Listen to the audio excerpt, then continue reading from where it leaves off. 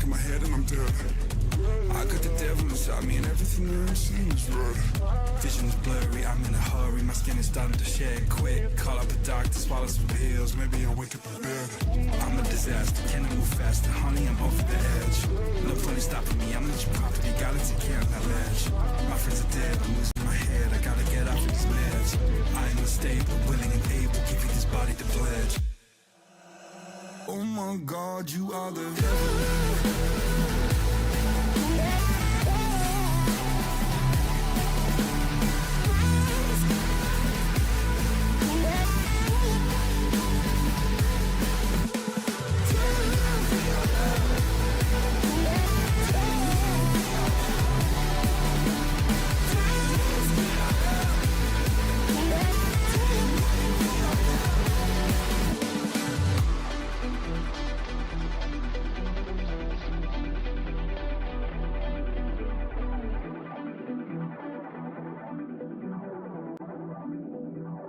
Oh my God, you are the devil.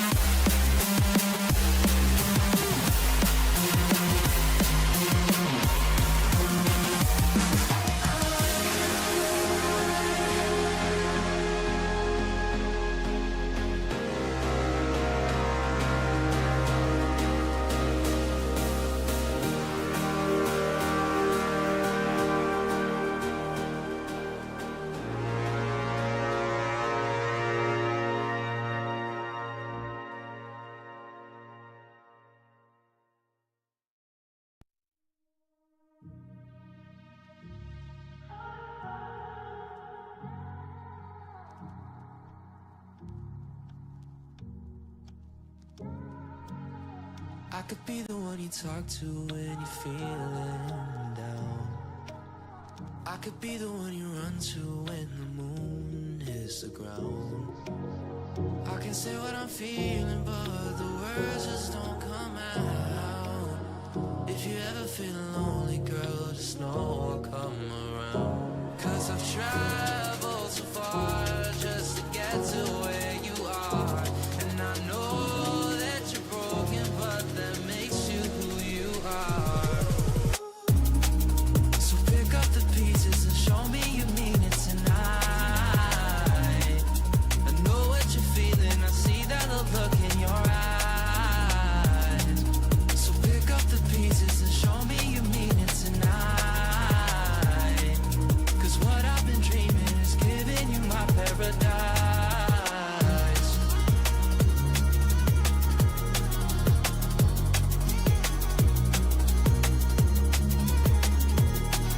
So pick up the pieces. So pick up the pieces.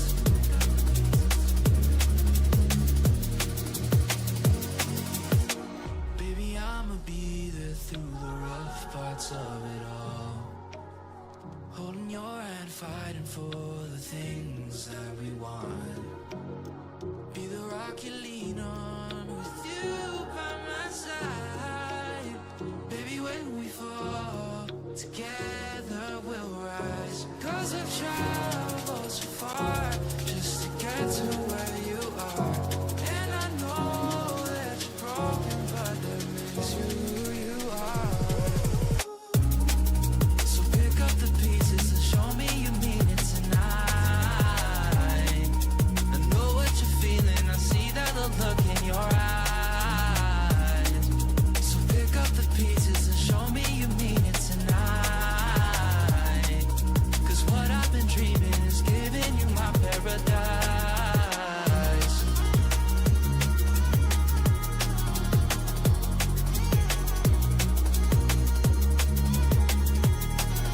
So pick up the pieces. So pick up the pieces. So pick up the pieces. Pick up the pieces. Show me you mean it tonight.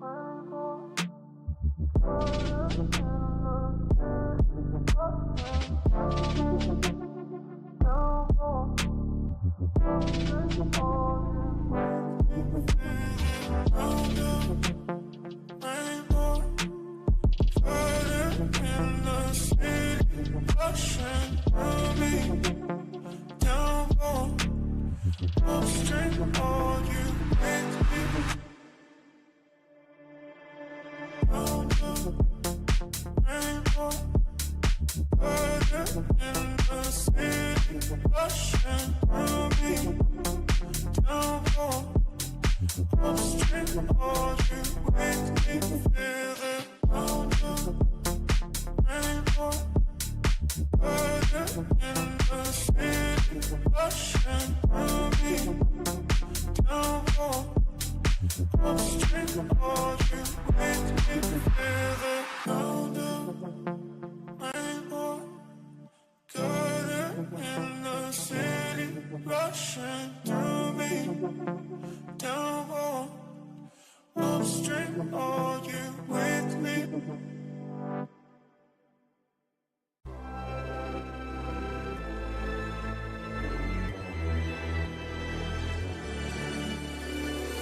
PS2, give me that loyalty. PS2, give me that loyalty. Cause I'm taking the world, you'll see. Cause I'm taking the world, you'll see. They'll be calling me, calling me. They'll be calling me, calling me. They'll be calling me royalty.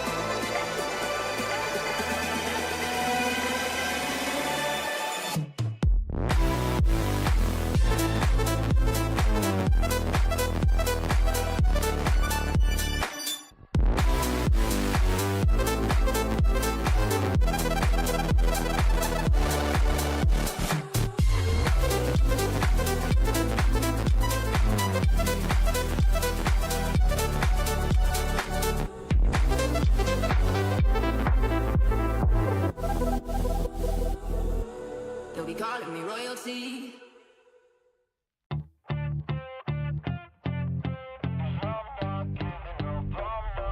Yeah, I'm nervous on the surface, I look fine. My brain feels heavy, my traumatized mind. And I'm so tired, I can't feel my eyes. Whoa, whoa.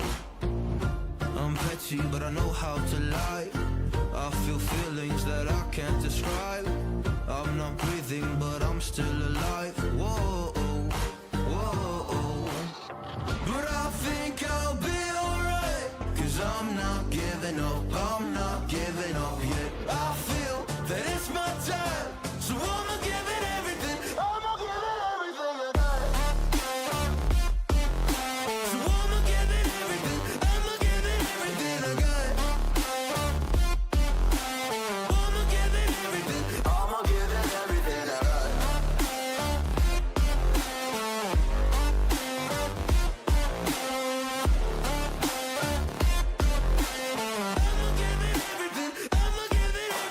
I got. Why do I still have hope? So many days have passed. I wait around for things to change, but change has not come fast. I'm asking all the questions, but then I question them. Like, what's the point of living, existing when you can't see your God in flesh? I'm looking for the answers, they say to pray instead. I think I'll find them one day, but with a helping hand. I know that it's not easy, but I believe I will. Yeah, I'll get over all my fears and really conquer everything.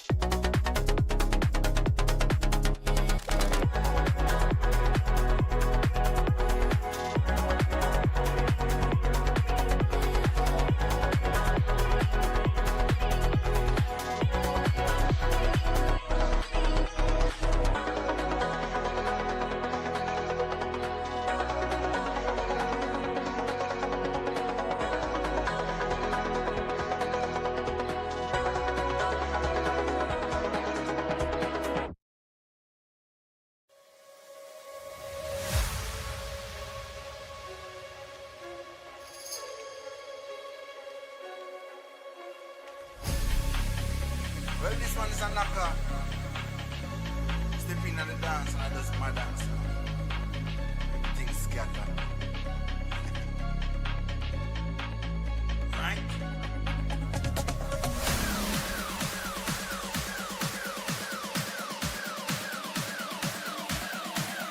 Right?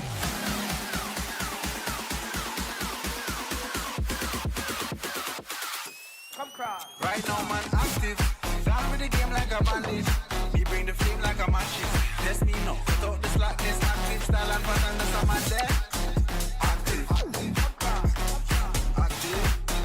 active. One live life massive, talking up and off the brandish. Touch you down, hold the world hostage. When I start the bumper clad mash grip, when I step out to the face, get active. Active, active, active, active.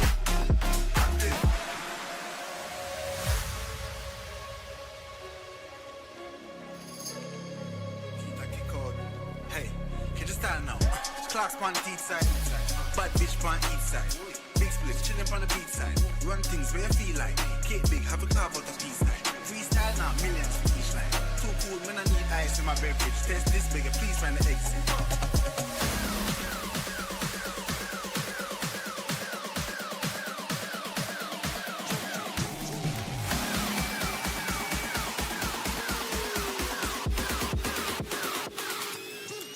Right now, man, active. Gone with the game like a bandit. We bring the flame like a mattress. Let's me know, but don't this like this active. Stand up and tell us I'm out there. Active, active, active. One live like massive. Talking up and off the brandish. Touch road and hold the world hostage. When I start the bumper clad mash grip, when I step out to the face, get active. Active, active, active.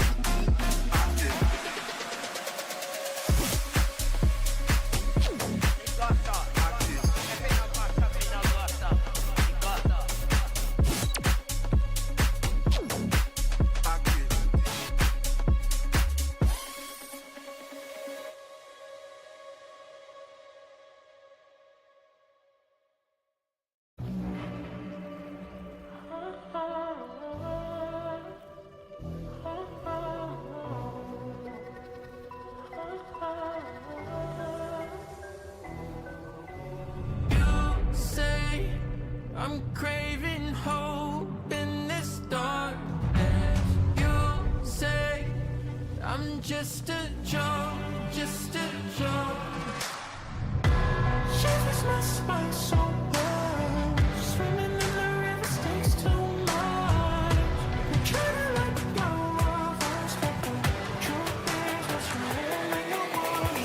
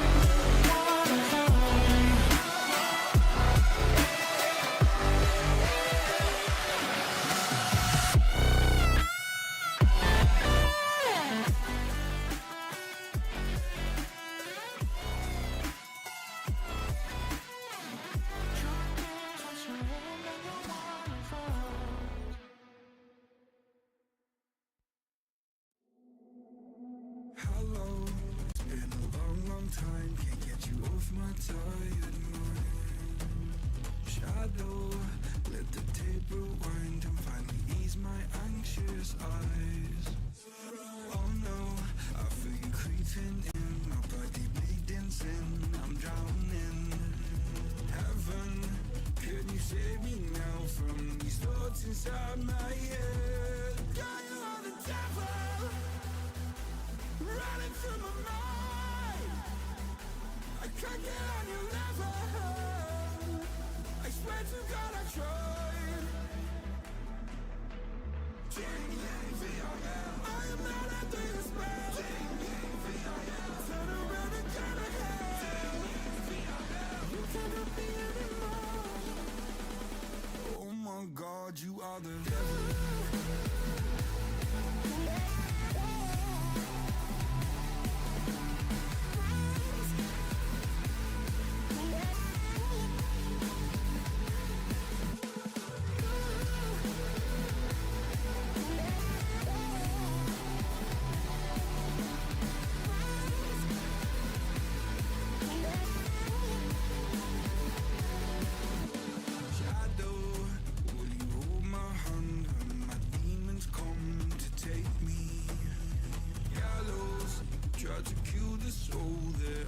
So hard to save. Hallowed by my love for you, always stop me going under. Follow every step I take, 'cause our walls are coming down. God, you are the devil, running through my mind. I can't get on your level. I swear to God I tried. I am not after your spell. Turn around and turn ahead. You cannot be anymore. Oh my God, you are the devil.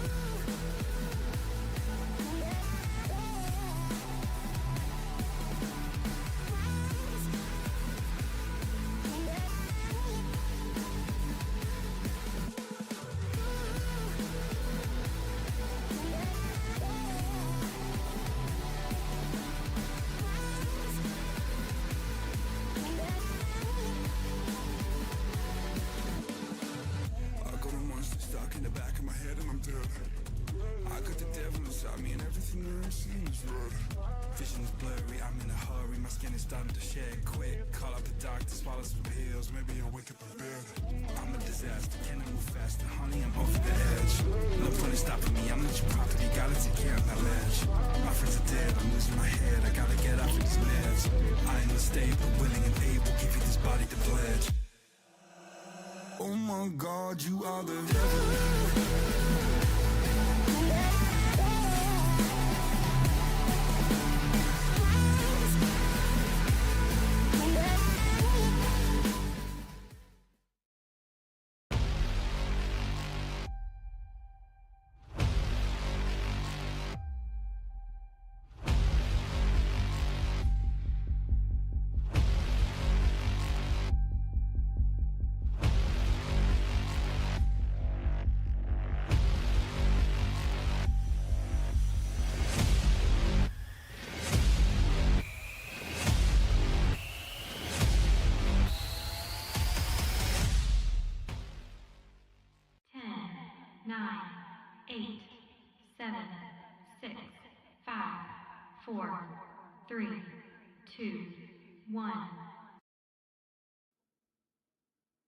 Three invitational qualifiers, 3 open qualifiers, and 2 monthly finals. All done.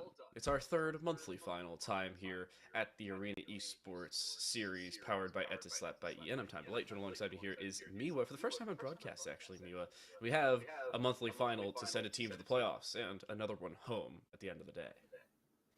Yeah, and you know what? I've seen a lot of other games with Arena Esports. However, I've not seen the CSGO scene just yet, and CS2 actually now scene just yet. And I mean, I've done a lot of CS before, so I'll be really interested to see what we can expect from some of these teams. And to my knowledge, you've been hitting around here a few times in CS2 with Arena Esports before. Is that correct?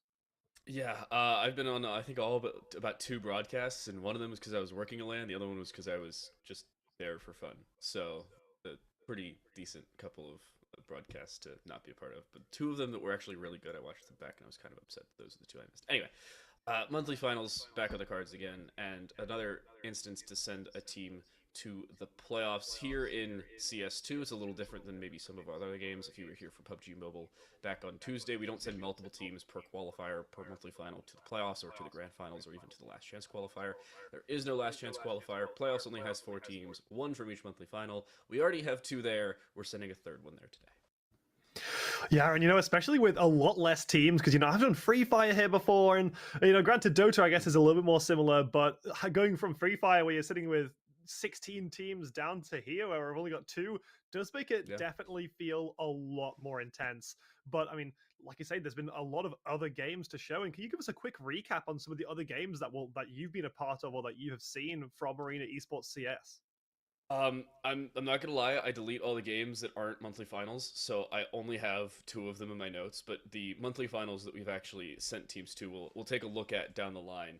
My favorite game thus far was RGW actually winning their monthly final. They ended up losing first time over. They then had a redemption arc. They won their monthly final. Then they went on to the playoffs from there. We've had a couple good monthly finals. I am thinking this one will be something similar. Unfortunately, I don't think it's going to be a 3-map affair. I think this one will end in 2. I think we have a fairly concise and, I'm not going to say easy victory, but a victory nonetheless for Team Nevermind. They played very well in their own invitational qualifier and took on Team Blame in a fairly close affair, but it was still a nice 2-0 for them to take home. Well, we're going to have a look at the prize pool here, and you can see the prize pool for Arena Esports. Prize pool of around approximately $1,200, with first place taking home 650 of that. I mean, this is a big money prize pool. And here we go. This is the tournament roadmap that we were talking about. Some of the teams that we've seen so far from those monthly qualifiers. And, we're getting there towards this finish. We're in this second half of these monthly finals, and once these monthly finals are done, into the playoffs, into the grand finals, and then it's over, and it feels like it's not even began just yet. And you were saying how Team Nevermind should be the one taking this pretty easily. I'm gonna have to then counter that and say POGGERZ, purely just because I think they have a really awesome name, and that's true. The pure basis that I've gone for most of these teams so far with Arena Esports, and it's not let me down just yet. But we're going to be heading into the game soon. Make sure to thank our partners, though, being AD Gaming and Playtonia, and we are powered by Etisalat, so thank you very much to those. And yeah, what a wonderful stream we have ahead of us today. And I mean, you've been here from the beginning, I'm assuming, right? Because you said you've been here for quite a lot of these. So what was that first stream like, and how does it compare to what we're thinking going into these games? Interestingly enough, it was actually fairly similar. We have almost the exact same format for all of our, stream assets. In terms of the actual, creation of the game, I feel like it's been a lot smoother. The main problem that we had to start things off is we played our first week the week after CS2 came out. So naturally, the game was terrible. We had so many problems. There were so many difficult problems that our production really couldn't even handle. It was just issues with the game, lagging with the game. The overlay is still terrible. I miss the old GoTV overlay when you could actually see the default information on both sides, and now it's just little profile pictures at the top of the screen. I don't get a KD. I barely even get their money. I want Global Offensive's way of watching demos back. Please and thank you, Counter-Strike 2. That's all. But since then, we've had, like I said, 3 invitational qualifiers streamed. We've had our open qualifiers, but they are not streamed. We still only have 1 invitational qualifier left. There's only 1 opportunity for teams who don't get an invite to make it now as they go through open qualifiers for the 4th time. And that 1 monthly qualifier. After this one, we're only sending 1 more team to the playoffs. And it's playoffs times towards the end of January and grand finals towards the end of February. Yeah, I mean, we're getting, like it was I said earlier, and like you just said then, we're getting close to that finisher. And CS2 has definitely not been the most polished game, especially on release like you're talking about. But I think now, especially, a lot of these teams are going to start honing in on a lot of the new mechanics that are implemented, especially the smokes. I've seen in tournaments all around the globe, really, in CS, teams day one had no idea what they were doing, and it only a couple months after now suddenly are able to play through these smokes fantastically, especially using frag grenades to be able to get through smokes so easily, which has completely changed the tide of the game. And with teams finally holding up to that, we're going to see more and more competitive CS2 games coming out, and especially from this monthly qualifier and next monthly qualifier, it's only going to get better and better from there. So make sure you stay tuned for Arena Esports, keep up to date with all of the action that we're going to see here tonight. And as well, keep up with the other games as well. We don't just do CS2. We do PUBG, we do Dota, we do Free Fire, we do it all. So make sure you stick around. Here are 2 teams today. As previously mentioned, we're going to see a best of 3 between Team Nevermind and Team POGGERZ. And who knows, maybe it'll be a quick best of 3 and I'll be smashing 2-0, or maybe this will go all the way to the overtime of game number 3. We'll just have to wait and see. I think Game 3 is a possibility, but it really comes down to Nevermind having to make mistakes. Also, Nevermind, the only graphic designer's disaster of a logo we've had all season. Shout out to a lot of the teams. The actual non-filled in or fully filled in PNG feels bad, man. But Team Nevermind played very well in their invitational qualifier. No beating around the bush. They took out Blame fairly quickly. But Team POGGERZ, I think that lack of information for us, I'm wondering how they come out the gate swinging. I'm also wondering what our map pool is. That'll be up in just a second. But the main problem they will run into is being able to dispatch of Nevermind's early map control. And you were talking about those smokes. The fact that Team Nevermind is so good playing around them, but also sparingly using that new mechanic of blowing up the volumetric smokes. If you do it every single round, they're just going to stare at the smokes, and as soon as you do it, you're going to die. However, when you do it once, maybe twice a half in very unique scenarios, you can take full advantage and pick up a very important return frag or opening frag at that conversation. Here are the bans. Mirage and Nuke not played. Thank God it's not Mirage. Ancient will kick things off. I'm a fan. And I love Anubis. This is my dream map pull. Thank you. Yeah, this is a great map. Actually, you know what? I'm agreeing with you. This is the best. I actually don't think this map pool could be better. I definitely don't see nearly enough Anubis. I feel like so many teams don't like going into Anubis because it's still that newer map. There's so many teams that aren't comfortable on it just yet. Inferno being a personal favorite of mine. Ancient is always a fun one to watch.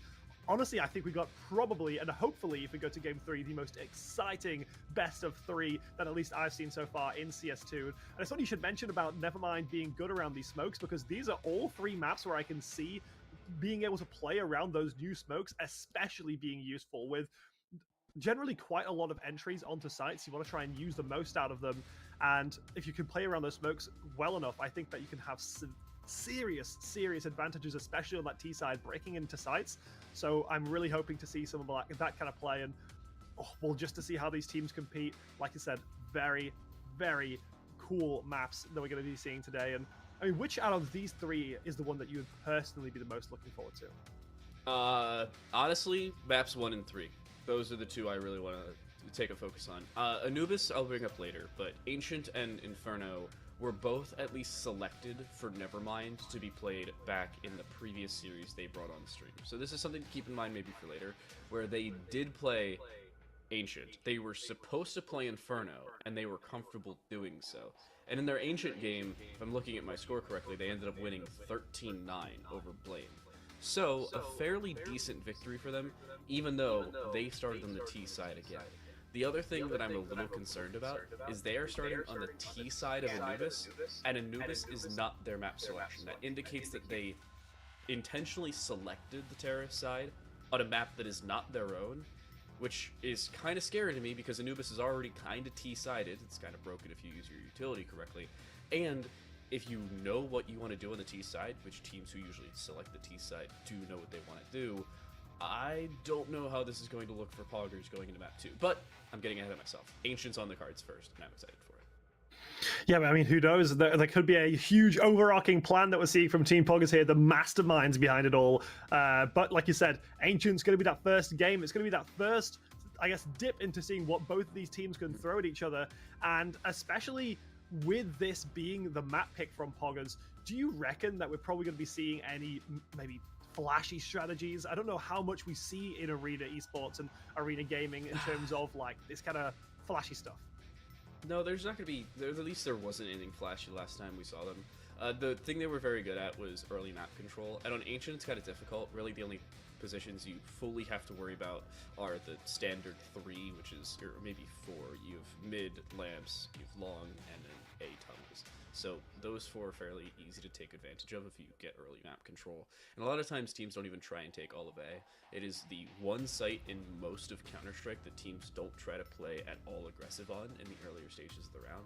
And I'm okay with that, but at the same time, it can hurt you if you don't have that information, and teams just 5 stack outside of it, throw 94 flashbangs, and you're having a staring contest with the sun, and then the sun has an AK-47 and is shooting at you. It's not great. I mean, yeah, to be fair, I think the flashbang plays, I found that generally speaking, with a lot of, some people say it's buffs, some people say it's nerfs. I think just general changes with smokes. I think arguably nerfs with smokes.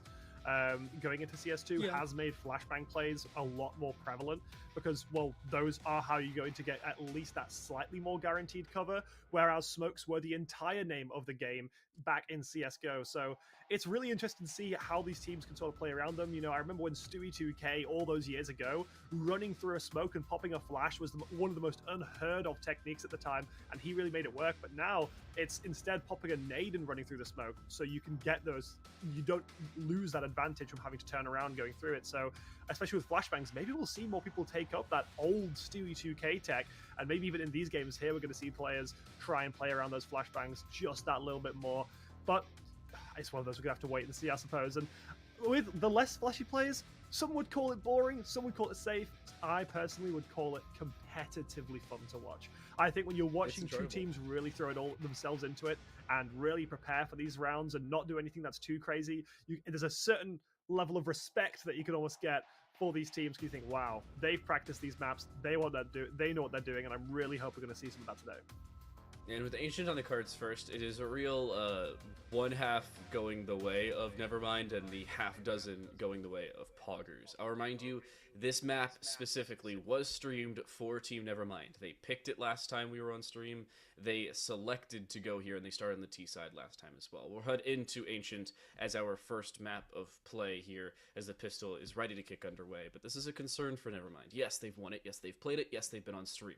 However, because they've been on stream, that also means that they have VODed gameplay on this map, which is always concerning when you're playing up against the unknown. I hate algebra, and the unknown variable is significantly more dangerous than the known variable, to say the very least. Yeah, we see that a lot in Arena Esports because quite a few of these teams might not have necessarily seen each other that much before, because we are seeing a few new faces coming in and out of these games, and especially from these open qualifiers. So it will be really interesting, honestly, to see if both teams fully decide to show what they have. But here we go, back into the game. I'll say back into the game for this first time in Ancient. We got POGGERZ on the left, Nevermind on the right, and we got an exciting game ahead of us, and especially some pretty nice skins, personally. I'm just saying. That's the case everywhere. Not exclusive to the Arena Esports scene. Every time I see people play at like a T3 or T2 level, whether it's ESEA, they seem to have more money in skins than they do in their bank account. It's kind of scary. I have about as much in each. I've gone on my fair share of skin investing. We do have a pause, just making sure everybody's connected properly. I don't know if you saw the scoreboard, but one team has about a 10 ping. I think it's Nevermind, who's somewhere in the 60s or 70s. Sometimes it's just an advantage based off of where our servers are located for Arena Esports, so maybe that's the case, but maybe Nevermind are just playing on a satellite connection. Probably not the case, but maybe the Starlink. The Starlink internet. I think it's around the same megabytes per second, so who knows? Who knows? But I mean, from these pauses, you know, do these teams have coaches? Do you know? Some of them do, some of them do not. They still have the advantage of talking to one another. In technical pauses, if this is being monitored, it depends on the type of competition. There are some events where the voice chats are monitored and you can't actually talk to your teammates or even your coaches during technical pauses, but others, it's just a Discord call and nobody really cares. So it's entirely possible they're talking to the coaches. I do believe we have a spectator slot on both sides, so it's entirely possible they're currently having that conversation, but unfortunately it is very noticeable when there's a technical timeout versus a tactical timeout. Right now we're in a technical timeout, unfortunately. Who knows, maybe one of the teams are using this time to try and get all those little strats in, you know, CT side, who knows, we're going to see that 5-stack. I think I usually find that CT side on Ancient does have, on that, at least the pistol round, has quite a decent advantage. I just feel like there's not too many easy takes without having either full buys and nades and this kind of stuff. So maybe it'll be this case that we do see Nevermind end up deciding to just rush onto a site and get the bomb down for the money. But it could be decided. I mean, you said that Nevermind, maybe, or at least in your opinion, the slightly more favored team to win this one. So maybe they're actually going to try to play to win this round. Maybe they'll try to play and I guess get that early round advantage, which would be pretty dire, especially starting on that T side. To be able to get that round one is really, really valuable. Yeah, and a lot of the maps used to be CT-sided, but because of some of the changes and the way that sub-tick works, actually, a lot of maps have changed to T-side. I actually had a conversation about this. I casted a LAN like 2 weekends ago. It was some collegiate LAN run in the western United States. It was very fun. However, The game was originally intended to be run on LAN on a server hosted in person. However, the server was having way too many problems, so we hosted on a Faceit server in about 20, 30, maybe 40 ping away. Max 40 ping. And even though it was a 40 ping difference versus a 5 ping difference for both of the teams, they said the T side was so much better, and that was actually the case. Both teams had an abysmal CT side on all 3 maps played. And that's something to keep in mind, especially when you have teams that are on 70 ping versus 10 ping or 15 ping. We were also told by production that the servers are vetoed similar to maps, so this is the best possible scenario for both teams, or about as close as it can be. We did have a player AFK, by the way, so show up for your games, kids. And we could start on time, but luckily we're underway and pissed around to kick off our 3rd monthly finals. Yeah, and a very slow post around at that, but we are seeing Carmel move out, get that early pick in mid, and retreat back to the team, which does give the 1-player advantage. However, they really want to get this mid control. If they can take control of mid, if Nevermind can get round 1 mid control, this could be massive for them. The smoke's going to come through, blocking off the top of mid. However, the turnaround, just standing on the boxes, bringing it to 4-4. And now, suddenly, this round's picking up in pace a lot more. Entrances onto the sites as well. And, well, it felt like all across the map there was something going on, but now we're in a 1 versus 4 situation, and I just don't see POGGERZ getting this round.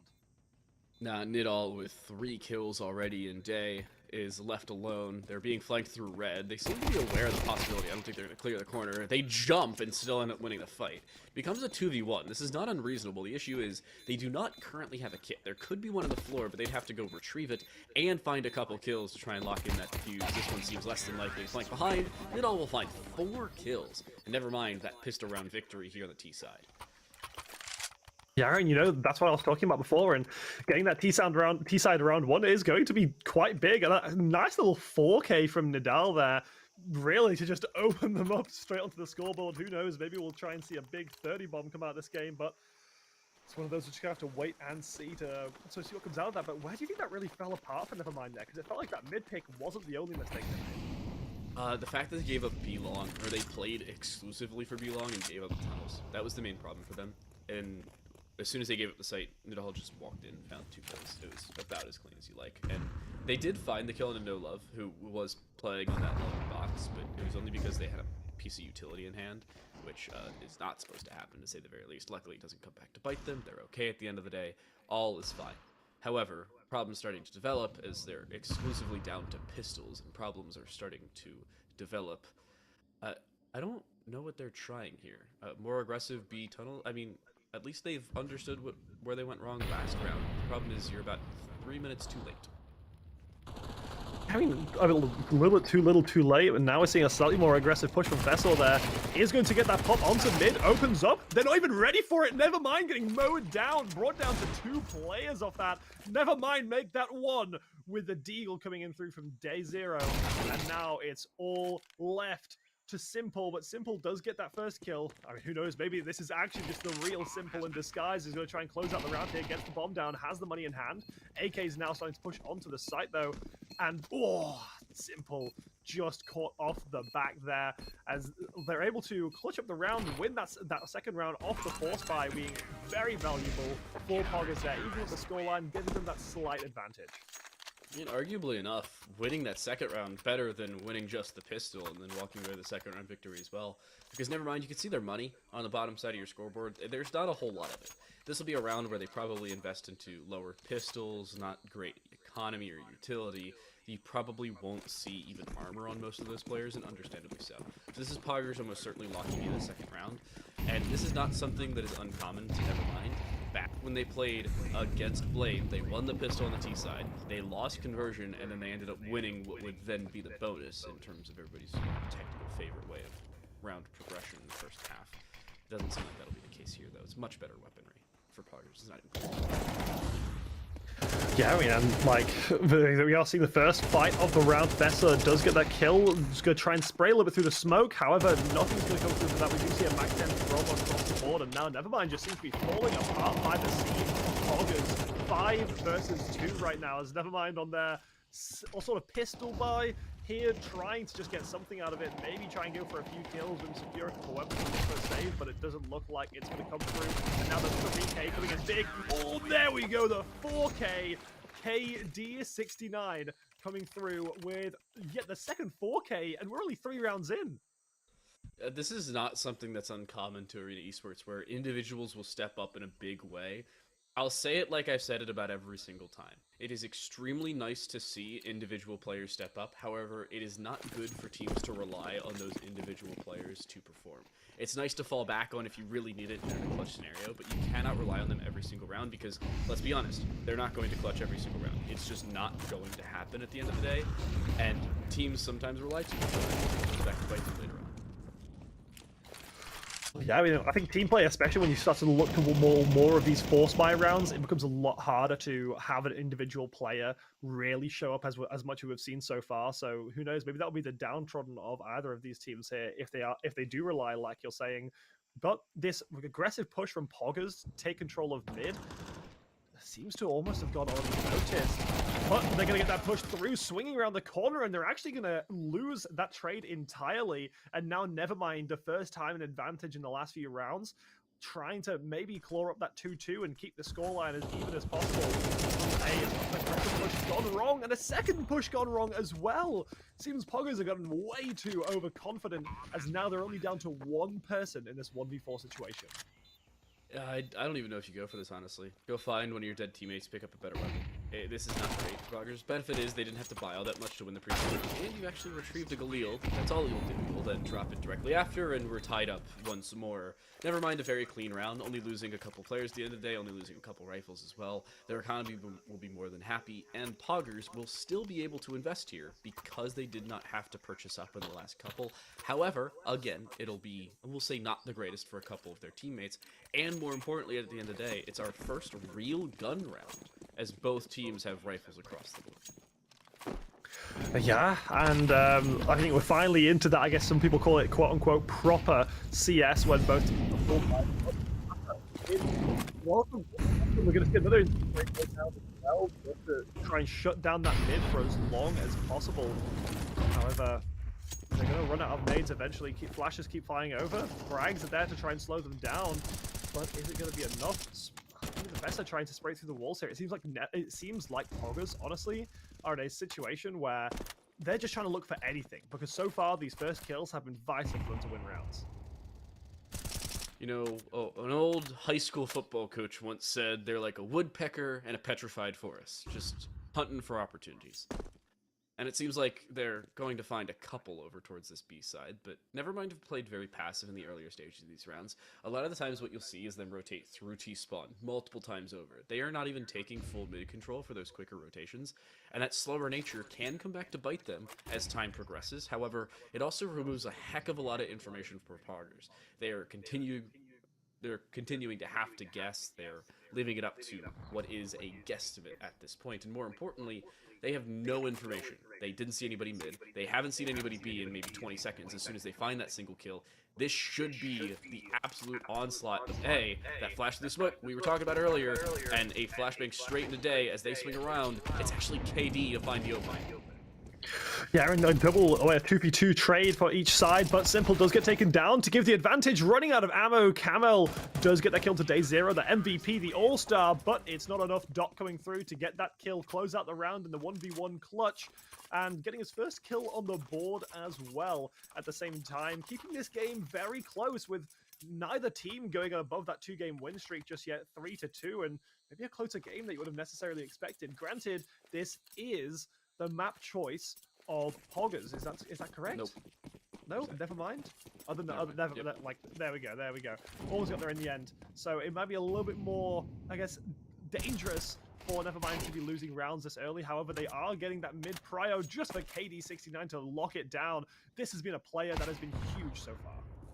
Yeah, but importantly enough, this is not the end of the world for Nevermind. When they played back last week, they only had a 7-5 first half. They did still have the lead at the end of the first half, but it wasn't the most drastic change anybody's ever seen, and they just get dusted down here. Again, not a very good purchase for them, something that we kind of expected coming in, but now is where they should return to form. First full rifle round does not go their way. Something now has to change here, because they've had some difficulties opening up well. They haven't had many opening kills go their way. And more importantly, with their slow play style, even if they find opening duels, it is doubled down on, and it makes POGGERZ' life even that more difficult. But they aren't finding opening kills early in the round. They're only finding it after a little bit of early pressure, and then they readjust, and then they find the opening, and it means significantly less thereafter. Yeah, and you know what?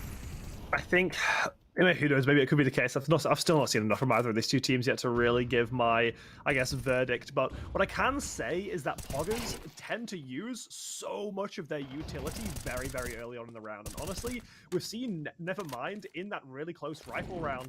They actually waited out basically all the utility from POGGERZ. You can see they're just throwing it into smoke, same with frags, flashes, everything. So I feel like if at this point Nevermind decided, let's slow it down like they are right now, and said, we're going to wait out the storm, we're going to wait for you guys to burn through all your utility. We've still got a minute left on this clock. We can still push, and we can still easily get this bomb down with more time to remain. And right now, only a few flashes for the side of POGGERZ, but it seems that they have the aim in mind as Spore gets that nice little 1v1 onto Camel there to bring it to a 3 versus 5 situation, and Nevermind even further on this backbone. They do find one. Lot makes it 2. Just like that, you're down to a 3v3. No time at all required for it. Galil out, picked up here for Fast, and it does find one. Damage switching to the Deagle, but they'll end up getting over-aggressive and unnecessarily so. But in the meantime, like 2 ships passing in the night, they split each other inside of the red room. Lot on low HP has walked into CT spawn, and the rotation towards A may very well go their way. There's a player sitting behind him, and he doesn't know it, just for Nino to turn around anyway. Deos down, and Doc at a 1 versus 2, but I think he's had the sound cue. He seems to be aware that there's a player around Palace, and this may come back to bite him, but it ends up being his undoing. Lot on low HP, 1v1, it's Doc to 1v2, and POGGERZ to go up 5-2. I'm just saying, Doc has only gotten kills in clutches so far, to my knowledge. Oh, actually, no, there's 4 kills, so that would have been another one through the side there, but majority of kills through clutches. Maybe that's the clutch player. Maybe that's the player that we're going to see POGGERZ just let stay alive and get those clutches every time, because so far it's been working out pretty well, as we now have a bit of a timeout just to, like we were talking about earlier, maybe think about what the hell can we do differently. It's 5-2. We're now looking towards having to claw back some more rounds, because especially unlike CSGO in CS2, you don't have that cushion in terms of losing a few rounds to start off with. Since there's less rounds overall, each round is so much more important, because these loss streak bonuses aren't as good as they used to be, because you've not got that much time left in the half anymore. So maybe these teams, maybe we're seeing Nevermind here just try and look for just a little bit of something to, I suppose, keep this going. And here we go. Now, pause uncancelled, going back into that next round. And I mean, do we think POGGERZ are just going to start running away with this in this half? They could. Again, it's going to come down to how Nevermind played the early rounds. Something has to change for them.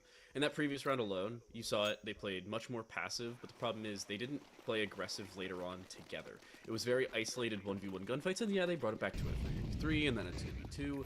But they're just relying on coming back. And yeah, comebacks are certainly possible, but again, you shouldn't have to rely on them. And that's what's happening a little bit too often, and that's what's coming back to bite them. M4 out here for Day, and already it's another opener looking for more. Oh, damage. Not the kill, though, and that could be a problem. As they start, again, the rush of B. Go for damage. Oh, make it 2, make it 3, and that's 3. Yep. 1v4. Wow. Casual 4K. Yeah. Eco frags, but a 4K nonetheless. Endless amounts of 4Ks, it almost seems like, coming through from POGGERZ here. And now getting their 6th round under the belt. These rounds are starting to become a lot quicker as well, is something to really take into mind, because maybe Nevermind are hitting that mental boom stage. 6-2 is a scary scoreline. Yes, you can still, bring it back and bring it to that even or maybe slightly behind mark quite easily, but you've got to really start picking up where you're leaving off, because especially with this many members being alive on the side of POGGERZ means that their economy is just going to be higher and higher, so it's just going to make it that much harder for Nevermind to even get a bit of a snowball victory going into these later half, the second part of this first half. Today's episode of Do They Clear Their Corners? No Love seems to be aware that there's a couple players over towards that close side cave, but a very singular dedication towards B, something we haven't seen from Nevermind before. Really early dedication, only about 30-40 seconds in, rather than a full minute 20, minute 30 in. The issue is they've given up a lot of map control. I talked about their CT side having great early map control. Their T side's had some difficulties with it. They've given up all of mid, almost the entirety of A main. However, they've taken most of B off the back of it. A loss of no love does make things difficult, but they've taken the site itself. It's down to Day, already finding 2, and switching to the 5-7 close range, but they're already low, and now dispatched of a 2v3 as it stands with the bomb going down, but Fessor already finds 1.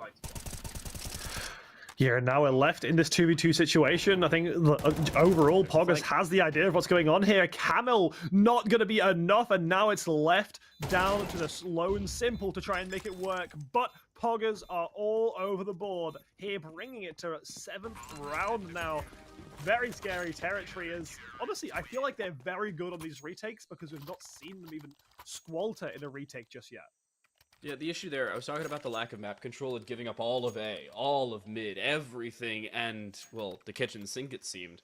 And that's the problem. Spa was on the flank as the bomb was being planted.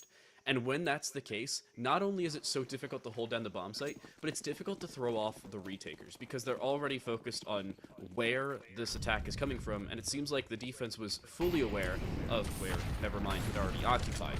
The information was there, process elimination is not all that difficult at the end of the day, and it's working. Flash through, KD wants to get aggressive, and will spray for 1, but overall 2 for 1, favoring Nevermind.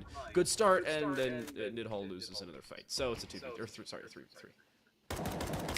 Yeah, I mean, the 3v3 situation, I mean, it's definitely, it's thinning how much POGGERZ can spread across these sites and mid at the same time. So, you know, Nevermind do have that availability to try and 3-push one person, but POGGERZ have shown that they are able to match 1v3s and actually win 1v3s in a few different scenarios. But now, Nevermind getting that advantage, it is a very pivotal moment, losing it straight away. Let's swing around the corner. M4 coming in big, docking with a double, able to get POGGERZ what was almost looking like a Nevermind W, but Nevermind, it's a POGGERZ W instead. To say it, I think this is a POGGERZ game. I came into this thinking, oh, Nevermind have this. They looked confident in the invitational qualifier. They just have not looked like themselves here. I'll throw it back to just a week and a half ago. 9 days to be specific. Nevermind played Ancient. They started T side. They won the pistol. They ended up winning the first half 7-5. And their CT side was arguably better. They ended up walking away with a 13-9 victory. It was comfortable. It was about as clean as you like. Not the case here. They've had so many problems. They can't find opening kills on a consistent basis. Their early map control is just, I'm going to say it, abysmal. And as soon as they go for defaults like this, they end up playing it slower than ever. And it seems like my grandma picked up a mouse and keyboard.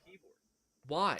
Why are they so slow? Finally, they have some level of aggression outside of A. The problem is the bomb is in B main for some reason.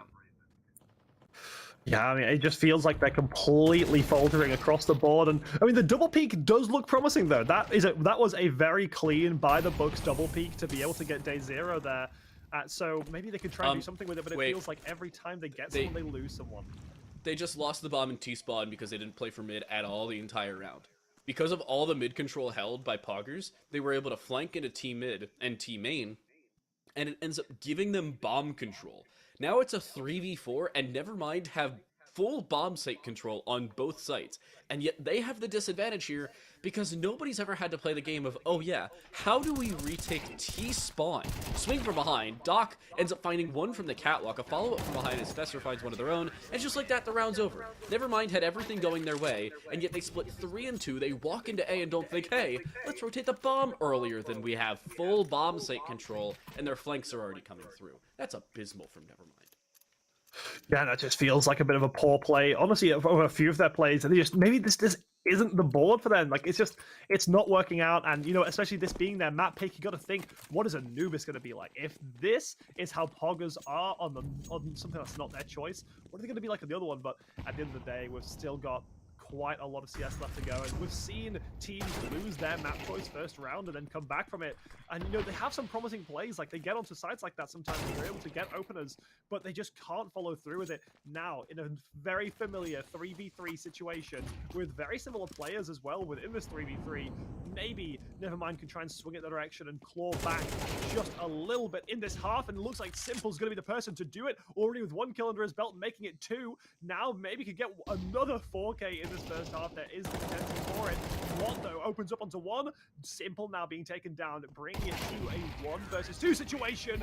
No love to close it out. Nevermind getting their 3rd round of the first half, giving them just a little bit of light in the tunnel, but there's still so much left to go.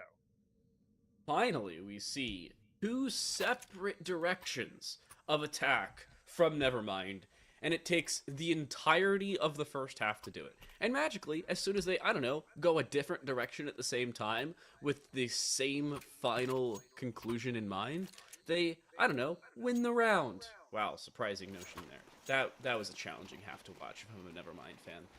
And POGGERZ 9-3 up, clean first half. Honestly, they're happy with that, minus the last round, and now just a 5-man send it on to B, because why not? Glocks close range have the advantage, and it seems like they will close range against Nevermind. This is a must-win pistol round, and it's not going to be won for Nevermind. This is clean as ever for POGGERZ, and oh, Professor just switches to the USP and finds 2 more? It's a 1v5. It's been 30 seconds. It's a 1v5.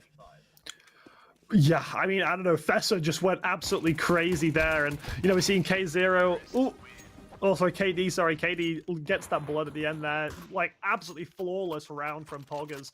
And what is going on? What can you even say? This just feels like a slaughter right now, with POGGERZ having so much control over almost every single round this game, because even when Nevermind have won, it's not been very clean victories, but almost every single round that POGGERZ have won, it's been very dominant victories in a lot of different areas. So it's, even though it's 3-10, which is still not a good scoreline for Nevermind, the wins haven't been great either, so it's more almost feeling to me like it's a 2-11, but maybe they're going to be able to try and do something else here. Fessa opening up once again. This person can do no wrong. No, and already an opening duel. Again, this is an eco round for Nevermind. You can see them fully stacking the B site, so this should be a round victory for POGGERZ just about every day of the week. And already with opening kills, it seems like it will be. Fessa finds 3 to open up the round, and yeah, just like that, round's basically over. This is, what, 2v5, you have no primary weapons whatsoever, and to make matters even worse at the end of the day, for Nevermind, they cannot win opening engagements to save their lives, or in this case, to save their map selection.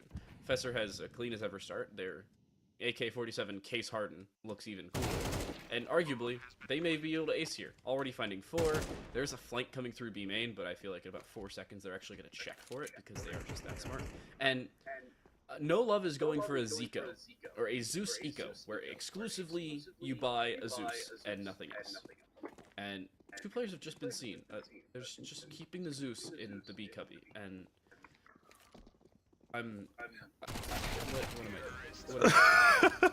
it was the Zeus playing for exits, but it wasn't. It wasn't going to be able to do it.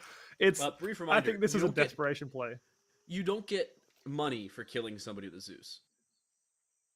So maybe they're just looking for the gun. Maybe. But you're in a 1v4 then, and at that point you're only doing economic damage to them and economic damage to yourself at the same time. I don't know. That was a weird decision for me.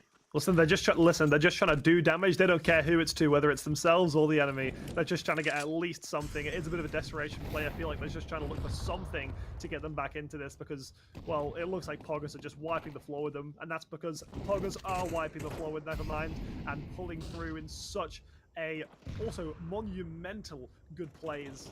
It's great to watch, especially on this T side.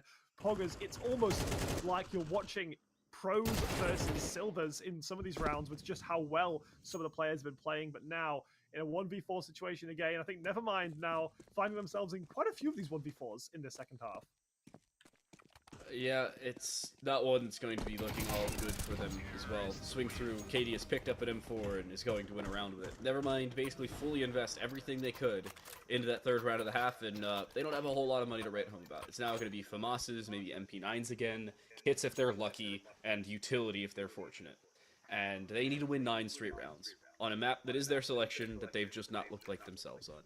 I gotta say, this is a disappointing start for Nevermind, and Anubis has to be something different. They chose the T side. Hopefully they are cooking something, because right now they need to be kicked out of the kitchen. Well, we best hope they be cooking, because if they're not cooking, then it's going to be all over them very, very quickly in that second game. But they do get the opening kill in this round, so at least that's a start for them nonetheless. MP9 kill is going to give them a bit, but oh, Feta, it's just such a hard player to push into. Every single time that you do, he just seems to be all over you, getting quite a lot of damage into the corner there, and he's going to force a player out. There we go, Day Zero getting that kill, pushing us into a 3v3 here. Doc going to quickly flash himself, get a bit of the power play going. Getting that kill onto Day Zero, though, does mean that POGGERZ now are actually behind in the second half. No 1v3, but Doc is the person to do it. Doc has won these 1v3s before, but he isn't going to this time. Nevermind, pick up a round, but they have a very long way to go. Oh my goodness, there's a start.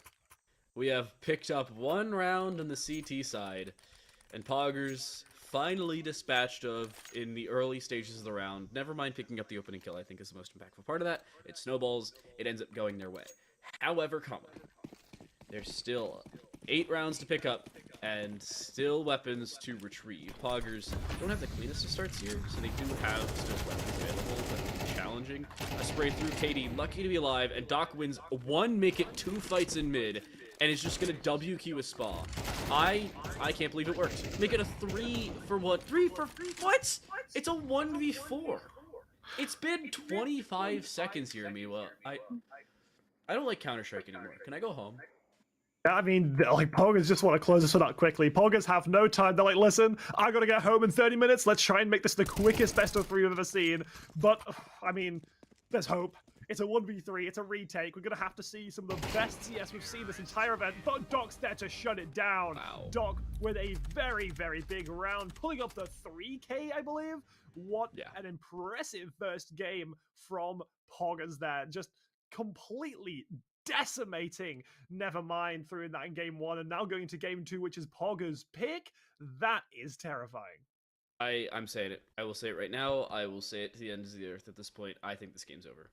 And the main reason is because as we head onto Anubis, yes, it is slightly T-sided. Yes, the T-side was selected by Nevermind. POGGERZ had a 9-3 ancient first half on the CT side of a map that was not their selection. And it seems like they had all the planning they needed down.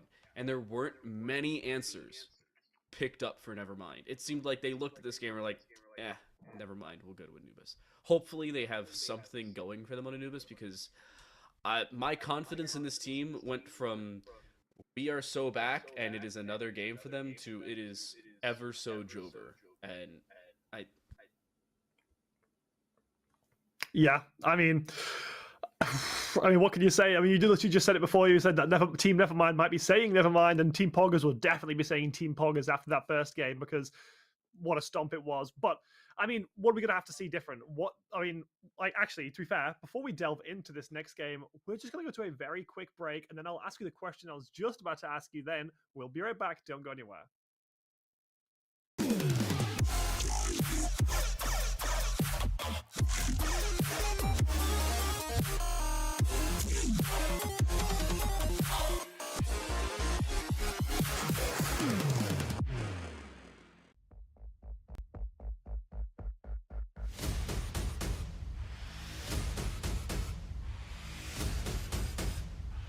Let's do this, Abu Dhabi!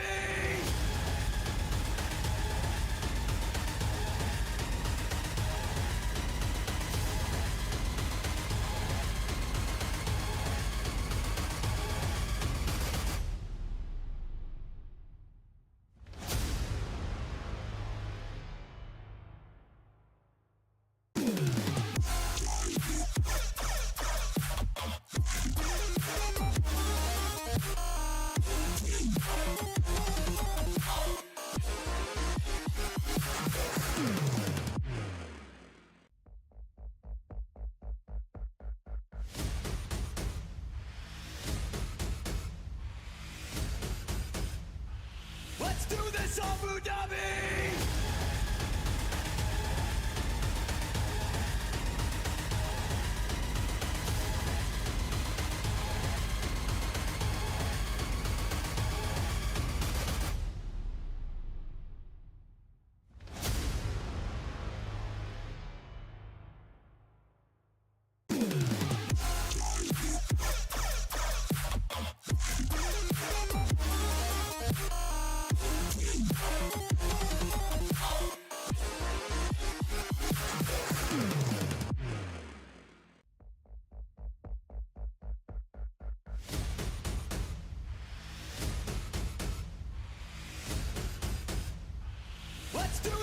Abu Dhabi!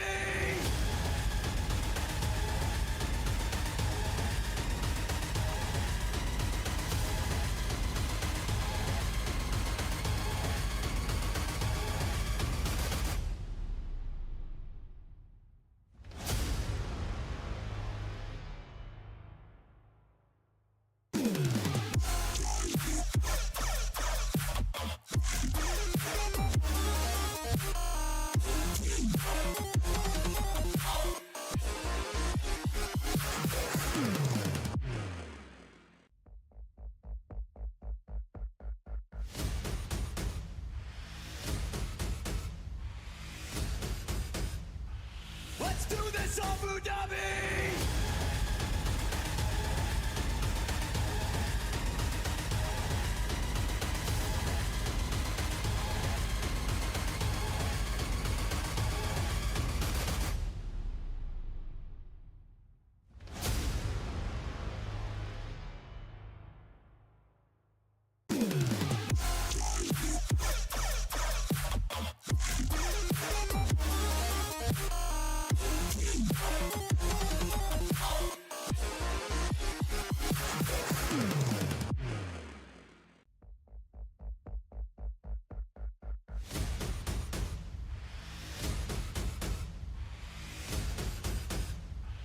Let's do this, Abu Dhabi!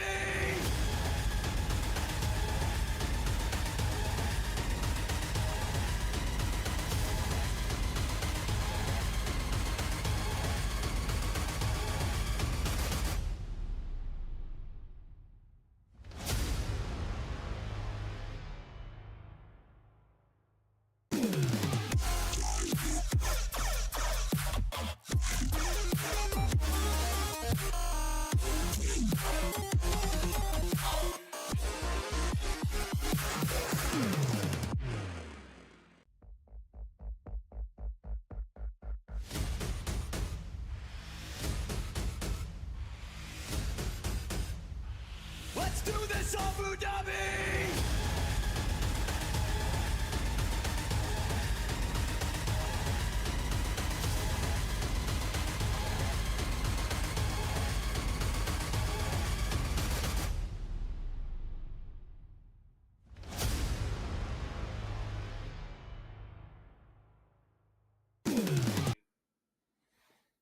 A map picked for Nevermind, and not very much a map successful for them. A 13-3 rout of Nevermind, 13-4 actually, at the end of the day, and they pick Ancient, but it did not look like it. Anubis is on the cards, and one they're sorely going to need go in their favor. They chose the T side, hopefully that goes away. I'm Time to Light, joined alongside me here is Miwa for the Arena Esports CS2 series, powered by Etisalat by EN, AD Gaming, our strategic partner, and Playtonia, our broadcast partner, allowing us to bring these to you.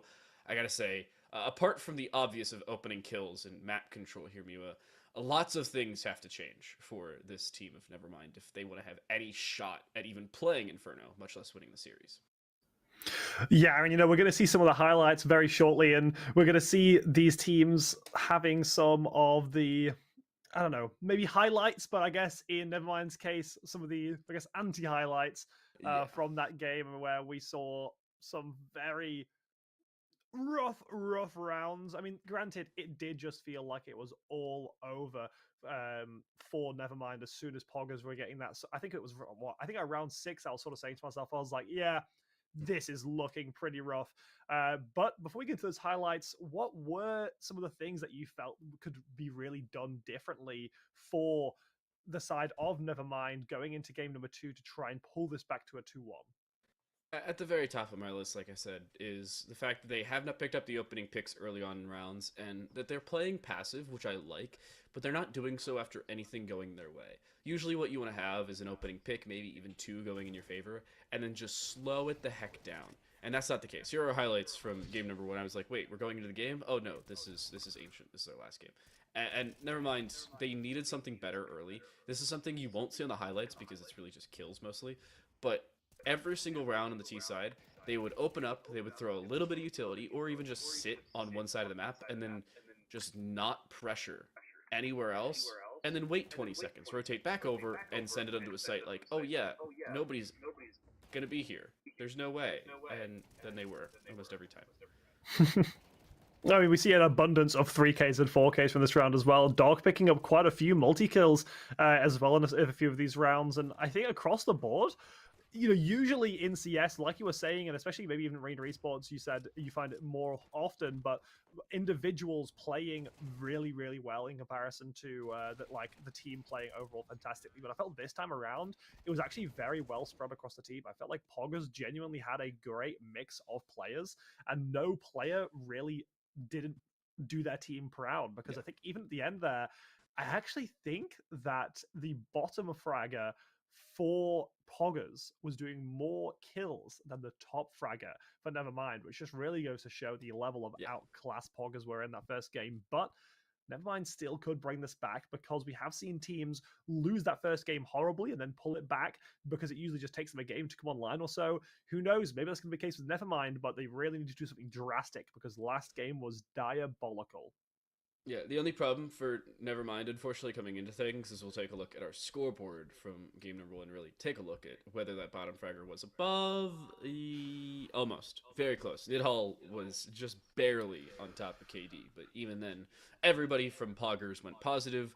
Not a singular soul from Nevermind went positive. The closest was Nidhall at about a 0.92. I'm actually going to do the math because I'm kind of curious. 13 divided by 19...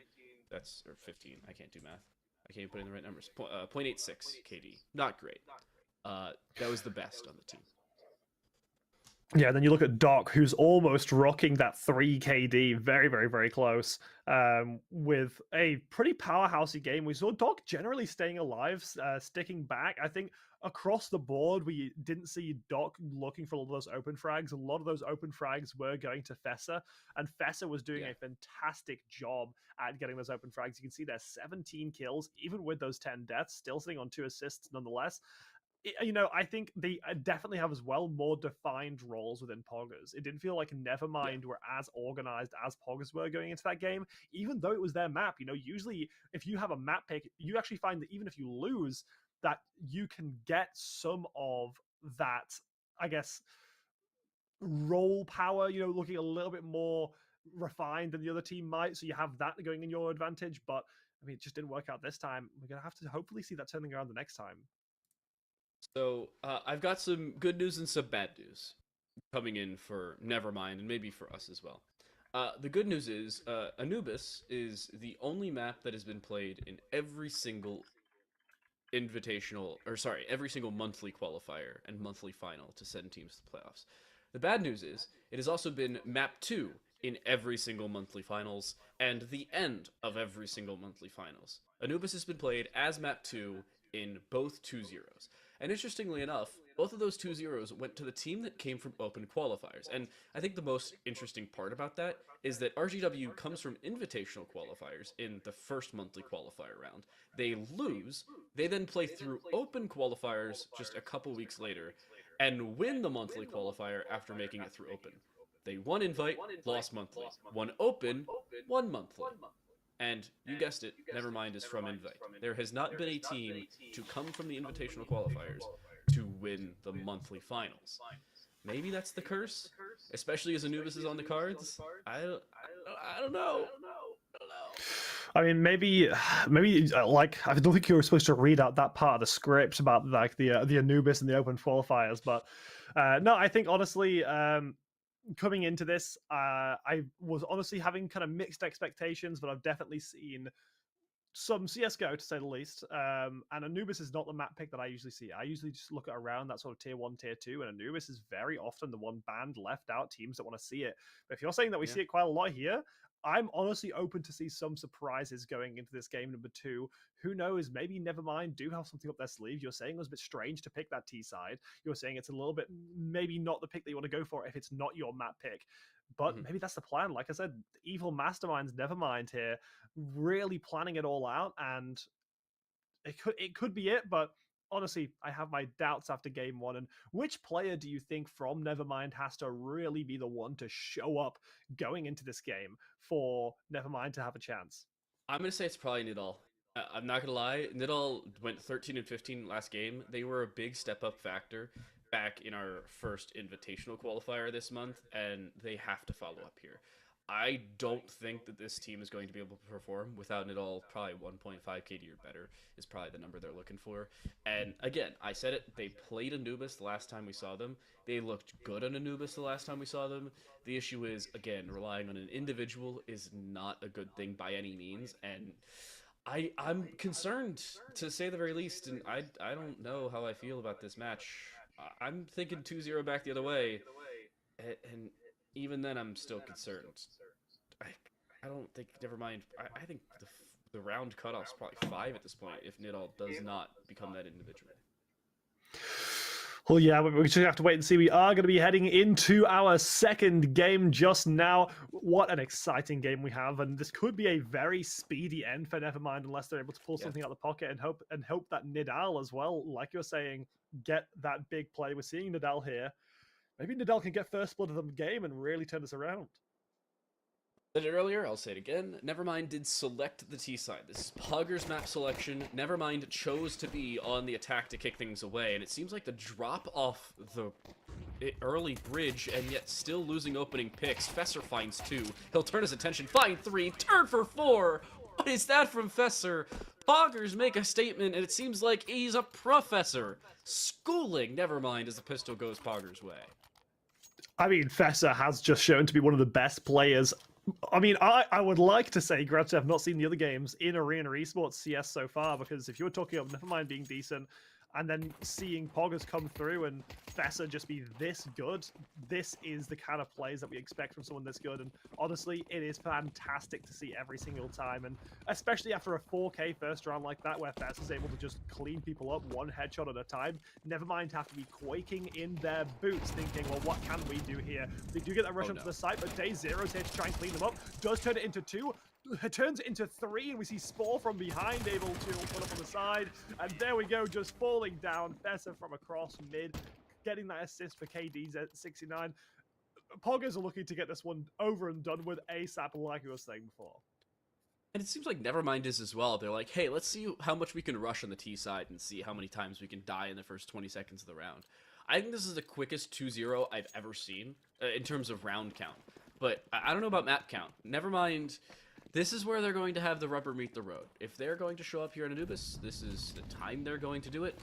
The issue is they are giving up so much control for it. Smoke of mid, aggression here from KD, and they have all the map control they need. Flash through. It does land, but still ZZZ. He finds the opening. Is that a sub? I don't remember a ZZZ. Am I missing something? I mean, who knows? Maybe it was a name change in between the games and just trying to like fix things up. But yeah, it could be a sub as well. I don't particularly remember the name, or maybe it was just that we didn't see it on the scoreboard very often. Who knows? Spore though does get that 1 kill, turns it around. Oh, never mind. That was actually a quick cam change. I didn't even notice that for a second. Doc gets that kill up, and now POGGERZ, which were looking really, really bad. What is this from Day Zero? Turns it into 2, gets the damage on the 3rd, swaps to the AK, and now Nevermind, who are actually looking like they had a pretty decent round going for them, isn't going to work out. Day Zero coming in big to close out the 1v3 at the end there. Okay, so I wasn't tripping. ZZZ is indeed a sub and or the name change. I do believe it is somebody different. I'm going to bring up the scoreboard of our previous game just to make sure. No, it could be Simple. That's who it may be. Simple may have changed their name to ZZZ. I'm looking at their player card to see if they have a different I'm looking at the profile pictures. Yeah, I can see them along the top. I think it might be the same person, just with a different name. Maybe they were just that bored after the last game. No, it's a sub. Nope. Oh, okay. It's a sub. I noticed it was a different picture. I was about to bring that up, and we just got confirmation from production. It is a sub. Surprising, I think, especially considering they didn't have a sub back in the Invitational qualifier. Apparently, it was so broke they needed to fix it. Apparently, yeah, but I mean, I feel like Simple wasn't really the issue there. I feel like Simple played all right in that game 1, but maybe not according to Nevermind. But now back into a 3v3 situation, Nevermind can try and do something here, but as soon as I say that every single time, they instantly lose someone. In this case, it was 2 people, Camel being one of the better players as well for Nevermind, being dropped down there, and now into a 1 versus 3 Deagle in hand. Nidal, though, is the player to do it. This was the player that you said you wanted to see step up, and maybe with this Deagle, Nidal might be able to step up. very slowly looking around these corners. Spore knows what's going on. Spore's going to catch it out, and Spore, with the MVP for that round, brings them to 4-0. POGGERZ now taking charge even further in this game. Yeah, to answer the question that everybody was wondering, it's a 6-man rotating roster. It's a thing that a couple teams tried to make a little bit more common overall when Valorant teams were doing it and Overwatch teams made it more prevalent in the Tier 1 esports scene. It's not the case all that much more for Tier 1 teams because of major points and how they change. You actually lose major points from major events if you switch out your roster in the middle of it. As the points are tied to individual players, it doesn't work the same way overall. And it may not matter, because POGGERZ already have 4 rounds. They have 2 kills in this one. Trading out simple doesn't seem like it's changed all that much. And that mid-early aggression, Nidal seems to be aware of it. That spray down, he'll find one. He doesn't expect the second. That ends up being his downfall. Almost 2 for Fessor. They'll end up being traded 1 for 1. Well, I mean, here we go now. We do see being trade outs. Nevermind looking slightly better, and there they go. They do almost pull through the round, but POGGERZ just there to shut it down, and it's just going to sit there. Nice little karambit in hand, and just strafe away from the bomb. Maybe, is this a DC? Oh, no, okay. I imagine they disconnect. So just having a bit of fun, I think, before they get this bomb display. Is it like this? Come on, this has been a BM. We got to have a little bit more respect here. This has been in that, or at least the first part of the first half of the first game was looking decent, but never mind. I don't think I've only won 1 round across the both maps. I think I've only won 1 round in the last, I believe, I would like to say 14. They won the last round of the first half back on. Yeah, but I think they'd only had 2. So I think it was 3-2, and then they lost and lost and only won 1 more. So it's been rough for them. It's been rough. There's no 2 ways about it. And you can see Nidal though trying to at least turn that around with 2 kills through the smoke, being really nice, but taken out at the end. 2 kills has to be enough though. You have to be able to rely on your team and say, guys, I've gotten 2 of them. I need you to follow me up on that one because you're in a much better situation. And now a 4 versus 2. Surely this is what we can see Nevermind pull through. Yeah, but already 1 kill picked up here for Deus. And the problem is the bomb, again, is off the rest of the team.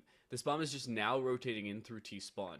And the re-aggress from KD, if they find a split gap here, they could take out both players as they rotate through main. Even if both players walk through main, there's somebody behind him. No Love is going to rotate in. I think he's seen the shoulder. He will find the kill. Very, very close there for No Love, but the frag still picked up, and the 1v3 still walking through.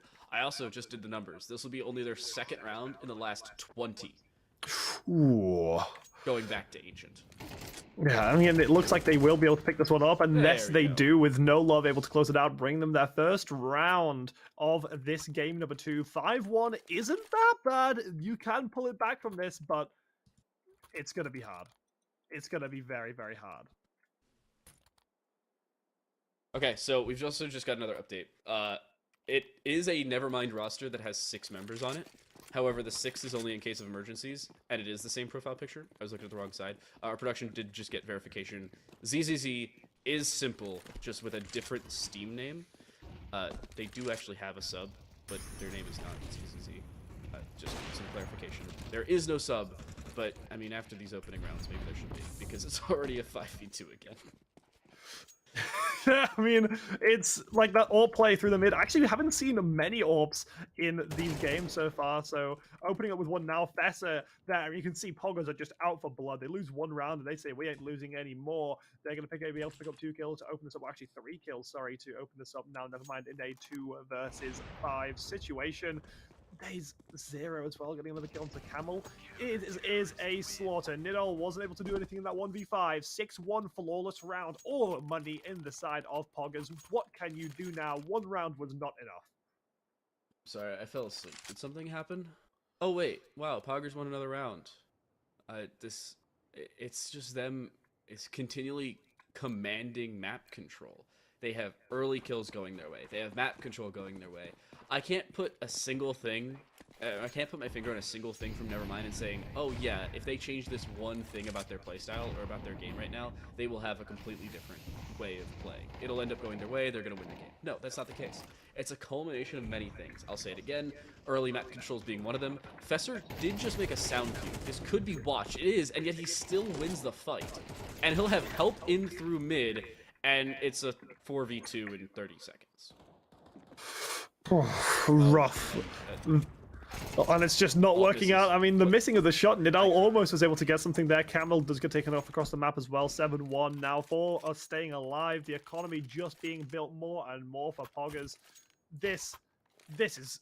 It's rough. I mean, we've said it a million times. It's a slaughter. It's a one-sided game. It's a POGGERZ game for POGGERZ now. 7-1.